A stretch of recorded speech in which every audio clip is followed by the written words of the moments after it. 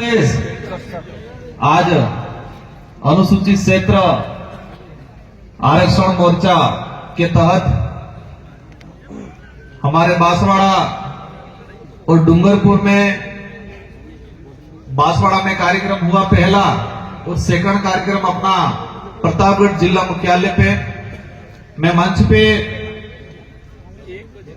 हमारे जो महापुरुष जिनकी प्रतिमाएं तस्वीरें जो लगी हुई है इनको नमन करना चाहूंगा। इनको नमन करते हुए मैं मेरी बात को शुरू करना चाहूंगा। आज जिस बात को लेके हम यहां पर एकत्रित हुए हैं, जिस समस्या को लेके हम यहां पर एकत्रित हुए हैं, अनुसूचित क्षेत्र आरक्षण मोर्चा, तो ये मंच पे जो हमारी जो प्रतिमाएं लगा रखी है, हमारे बिरसा मुंडा से लगा के ज्योतिबा फुले, जयपाल सिंह मुंडा, भीमराव अंबेडकर जी, जिस आरक्षण की अपन बात कर रहे हैं, जिस आरक्षण की अपन लड़ाई लड़ रहे हैं, इन महापुरुषों की देन है जो संविधान के अंदर सम्मिलित हुआ 5वीं अनुसूची। और बड़े दुख के साथ कहना पड़ रहा है, सरकारें कोई भी रही हो, लेकिन आज तक अनुसूचित क्षेत्र का रिजर्वेशन पॉलिसी संविधान के अंदर क्या है, सरकार ने कब कब कैसे नियम बनाए, संविधान में क्या है प्रावधान और दिया कितना, इस पे आज तक बात नहीं हो पाई।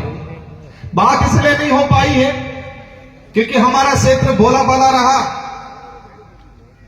हमारी यहां की जनता हर किसी की बात पे विश्वास करने वाली रही, शिक्षा की कमी रही, हमें संविधान का ज्ञान किसी ने नहीं दिया, जो 1950 में बना उसकी बात किसी ने नहीं की, लेकिन 5000 साल पहले, 10,000 साल पहले काल्पनिक क्या घटनाएं हुई उसकी एक एक कड़ी हमारे समुदाय के लोगों को, बड़े बुजुर्गों को, हमारे रिटायर्ड कर्मचारियों को बताया गया। आप सबने अनुभव किया होगा कि हमारे पूर्वज या हमारे बाप दादा भी जो बड़े बुजुर्ग 60-70 साल की उम्र वाले हैं, स्कूल में नहीं गए होंगे, लेकिन ऐसी चीजें जानते हैं जो किसी कथावाचक के माध्यम से, किसी बैठक में सुना, जो 800 साल पुराना काल्पनिक घटना का एक एक कड़ी जानकारी में है, लेकिन संविधान के अंदर हमारा अधिकार किस अनुच्छेद में है उसकी बात किसी ने नहीं की, नहीं हमको बताया गया। ये विचारधारा आई, शुरुआत हुआ 5वीं अनुसूची के संवैधानिक अधिकार, लोगों ने भड़काया, ये 5वीं पास की बात कर रहे हैं। हमारे बड़े बुजुर्ग कहने लगे 5वीं पास, क्योंकि हमारे बड़े बुजुर्गों को 5वीं अनुसूची क्या है वो नहीं बताया किसी ने, नहीं पाठ्यक्रम में पढ़ाया जा रहा है। स्कूलों का जो पाठ्यक्रम है, उस पाठ्यक्रम में ट्राइबल के कितने राइट्स हैं, संवैधानिक अधिकार क्या है, वो नहीं पढ़ाया जा रहा है। कहीं पढ़ा भी दिया जाता है तो 1 या 2 लाइन में सिमट दिया जाता है। आज बड़े दुख के साथ कहना पड़ रहा है कि हमारे साथ जितना जो अन्याय हुआ है, मैं कई बार कहता हूं कि पहले तलवारों से, तीर कमानों से लड़ाइयां लड़ते थे, तलवारों से, तीर कमानों से अत्याचार होता था, शोषण होता था, लेकिन आज कागज और कलम में अत्याचार हो रहा है हमारे साथ, कलम के माध्यम से कागजों में हो रहा है और वो हमें एहसास भी नहीं हो रहा। जब सुप्रीम कोर्ट ने कहा कोटे में कोटा, केंद्र सरकार को कहा और केंद्र सरकार ने सभी राज्यों पे छोड़ दिया कि राज्य अपने हिसाब से करें। अगर सच में हमारा इलाका वंचित है, उसको रिजर्वेशन देना चाहते तो टीएससी की बैठक बुलाते, सबसे पहले जितने ट्राइबल एमएलए हैं उन सारे एमएलए को बुला के पूछते क्या राय है सबकी। आज तक वर्तमान सरकार ने ट्राइबल एडवाइजरी काउंसिल की बैठक नहीं बुलाई। अब हमारे बड़े बुजुर्गों को ट्राइबल एडवाइजरी काउंसिल क्या है उसके बारे में भी नहीं पता है। वो पता इसलिए नहीं है कि आज तक इसके बारे में चर्चा नहीं हुई। माहौल बना दिया गया कि वो खा गया आरक्षण, वो खा गया, उसने ये किया वो किया। स्वाभाविक है, जो जागरूक पहले हुआ स्वाभाविक है, जिसकी पहुंच राजधानियों के नजदीक थी, लाभ लिया। अगर आरक्षण देना चाहते तो लड़ाने का काम क्यों कर रहे हो? बंटवारा होना चाहिए क्षेत्रीय आधार पे। और क्षेत्रीय आधार पे इसलिए क्योंकि ये कैसे चाह रहे हैं, मीणा अलग हो जाए, भील अलग हो जाए, डामर अलग हो जाए, सहरिया अलग हो जाए, गरासिया अलग हो जाए। अब ये बता दिया जाए मुझे प्रतापगढ़ का हमारा भाई जो आहारी है, डूंगरपुर में भी आहारी है, डूंगरपुर का आहारी भील लगाता है, यहां का आहारी मीणा लगाता है, कि यहां का आहारी जो मीणा लगाता है वो करौली सवाईमाधोपुर के भाइयों से कंपटीशन कर पाएगा? अगर सच में रिजर्वेशन वर्तमान सरकार देना चाहती होती, सुप्रीम कोर्ट की भी भावना होती, तो क्षेत्रीय आधार पर बंटवारा हो जाए। इस क्षेत्रों में हमारी सबसे पहली मांग यह है, अज्ञानता वंश या षड्यंत्र के तहत या किसी भी तरीके से जो हमारे यहां भील समुदाय था इसका मीणा लिखा गया, उसका पहला संशोधन किया जाए। अगर इस इलाके के अंदर मीणा समूह होता तो इतिहास में यह पढ़ाया जाता कि महाराणा प्रताप के साथ मीणाओं की सेना लड़ी, भीलों की सेना लड़ी, यह नहीं पढ़ाया जाता। यहां भीलकोर बटालियन नहीं खुलती, यहां मीणाकोर बटालियन खुलती। हम इतिहास की परिपाटी में जाए और कागजों में भी जाते तो 1960 से पहले अगर देखा जाएगा सबका भील मिलेगा। तो मैं वही बात कहता था, पहले हथियारों से अत्याचार शोषण होता था, भेदभाव होता था, हमारे साथ अन्याय होता था, अब कागजों में हो रहा है। पहले हथियारों से होता था तो हमें नजर आता था, हमें एहसास होता था, अब कागजों में हो रहा है। और कागजों में ऐसा हो रहा है हमको पता भी नहीं चल रहा है। 50 साल गुजरने आगे लेकिन अभी तक पता नहीं चलेगा। आज भी गुमराह करते हैं। हमारी लड़ाई किसी भी पार्टी या किसी से नेता से नहीं है, हमारी लड़ाई सच्चाई को लेके है, हमारी लड़ाई हमारे अधिकारों को लेके है। आज बात करें, हम आरक्षण की लड़ाई लड़ने के लिए खड़े हो रहे हैं। हमारी संवैधानिक अधिकार है क्योंकि इन पूर्वजों ने अपना खून पसीना बहाया है। आजादी के इतिहास में देखा जाए, अंग्रेजों से देखो, राजा रजवाड़ों से देखो, मुगलों से देखो, हर किसी से लड़ाई में सबसे अधिक अगर खून बहा है तो आदिवासियों को बहा है। यह बात अलग है कि उसका इतिहास नहीं लिखा देगा। और इसी वजह से हमको 5वें अनुसूचित संवैधानिक अधिकार मिले, लेकिन नजरअंदाज किया जाता है आज तक। उनको लगता है चुनाव में आएंगे, थोड़ी बड़ी बड़ी लॉलीपॉप वाली बातें कर देंगे, जनता तालियां बजा देगी, वोट देगी। आज तक यही हुआ। पहली बार जनता समझदार हुई। लोकतंत्र की ताकत क्या होती है, वोट की ताकत क्या होती है, उसको समझने लगी। अपने अधिकारों को लेकर सवाल खड़ा करना सीखी, आरक्षण की लड़ाई लड़ना सीखी। अब क्या बोल रहे हैं, जनता गुमराह हो गई है। जनता गुमराह नहीं, जनता समझदार होकर सवाल जवाब करना सीख गई है, सही गलत का फैसला करना सीख गई है। इस बात की दिक्कत हो गई है। आज मैं कह रहा था कोटे में कोटा, देश के अंदर कई उदाहरण है। राजस्थान का उदाहरण, सहरिया एरिया। राजस्थान के अंदर एसटी के अंदर 3 प्रकार का डिवाइडेशन है, अनुसूचित क्षेत्र, गैर अनुसूचित क्षेत्र और सहरिया के जो भाई थे, जो वंचित थे, उनको अलग से प्रावधान करके दिया गया। तो राजस्थान में 3 कोटे बने हुए। क्षेत्रीय आधार पर देश के अंदर पूर्वी भारत में जाएंगे, असम में, असम के अंदर प्लेन एरिया और हिल एरिया, समतल इलाका और पहाड़ी इलाका, एरिया के हिसाब से रिजर्वेशन का, आरक्षण का बंटवारा हो चुका है। अगर सच में प्रॉफिट देना चाह रहे हैं, सच में अगर ये सरकारें चाहती है कि इस इलाके का गरीब घर का बच्चा आईएएस अधिकारी बने, तो क्षेत्रीय आधार पर बंटवारा करते। बाध्यता लगा दी उन लोगों ने, 40, 45, 40%, 35%। हमारे पिछले 2 साल की भर्तियों में हमारे बच्चे नहीं जा पाए, पद खाली रह गए। और ये सरकार कह रही है 2 साल का बैकलॉग है, उस बैकलॉग के अन्य सामान्य वर्ग से भरा गया। यहां पर भौतिक सुविधा उपलब्ध नहीं करा पा रहे हो। हमारे गांवों में उस बैठने के लिए स्कूलें नहीं है, बच्चों पढ़ाने के लिए टीचर नहीं है।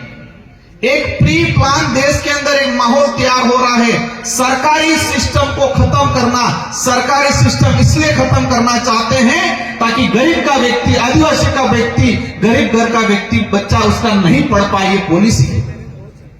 आज कॉलेजों में देख लो क्या हालत होगी, स्कूलों में टीचर नहीं है, ताकि नींव मजबूत नहीं बनेगी बच्चे की।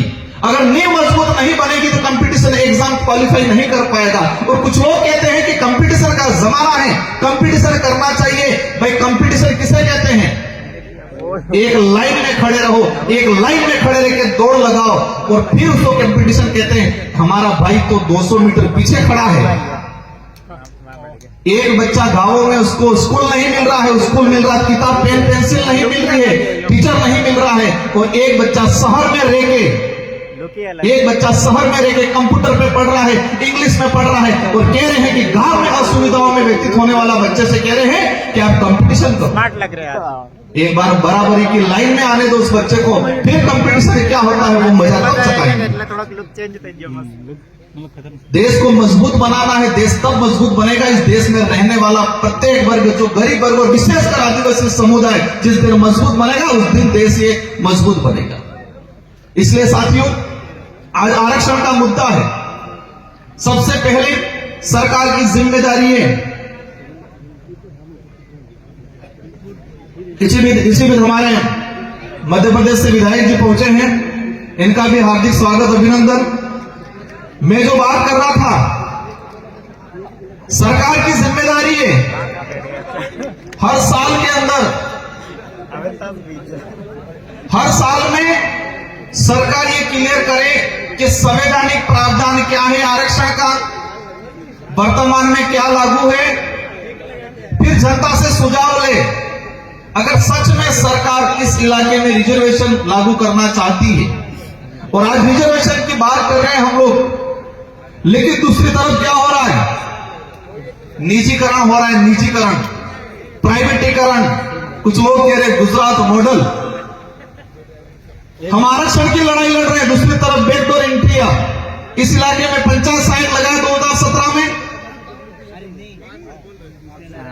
लगभग 10 से 15 हजार पंचायत साइट लगे। 4-5 साल बाद उन पंचायत साइट को सरकारी कर दिया गया, रिजर्वेशन पॉलिसी खत्म। आज विद्यासभा के तहत लग रहे कॉलेजों में, आज मेडिकल में प्लेसमेंट एजेंसी के तहत कंपाउंडर डॉक्टर लगने शुरू हो गए। डॉक्टर कंपाउंडर तो ठीक है, दिल्ली के अंदर आईएएस भी बिना एग्जाम के बन रहे हैं। आज रिजर्वेशन पॉलिसी खत्म कर रहे हैं। यह सारा चीज इसलिए हो रहा है कि कुछ लोग अमीर है वो अमीर बने, गरीब हो वो गरीब बने, ऐसी सोच वाले सत्ता में बैठते हैं, इसलिए ये ऐसी पॉलिसियां बनती। बाध्यता काले को लड़ाई चली हमारी, 35% बाध्यता रख ली, और उसी वजह से इस इलाके से हमारे बच्चे के क्वालिफाई नहीं हो पाए।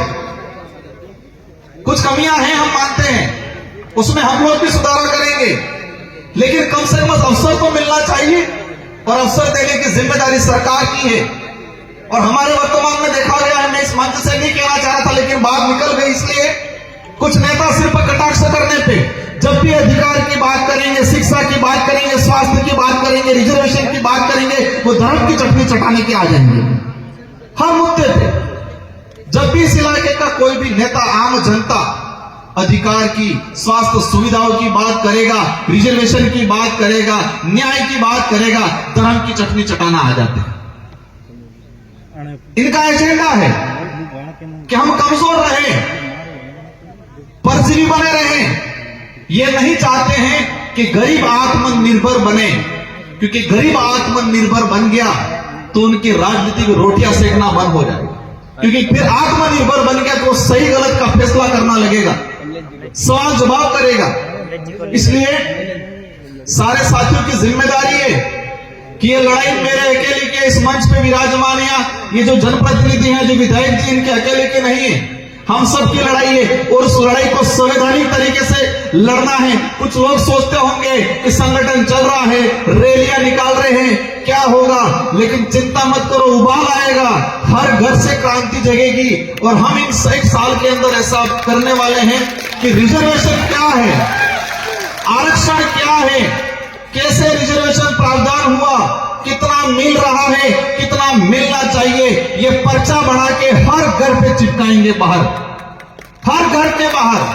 हर घर में पैदा हुआ बच्चा जिस दिन समझदार हुआ, जिस दिन बोलना सीखे, उस दिन, जिस दिन समझदार और बोलना सीखा, उस दिन से ही अपने अधिकार को जानने लग जाए। ऐसी क्रांति लाने का अपन सब मिलकर काम करेंगे, क्योंकि उन्होंने अंधकार में रखने का काम किया, हमारे अधिकारों पे पर्दे डालने का काम किया है।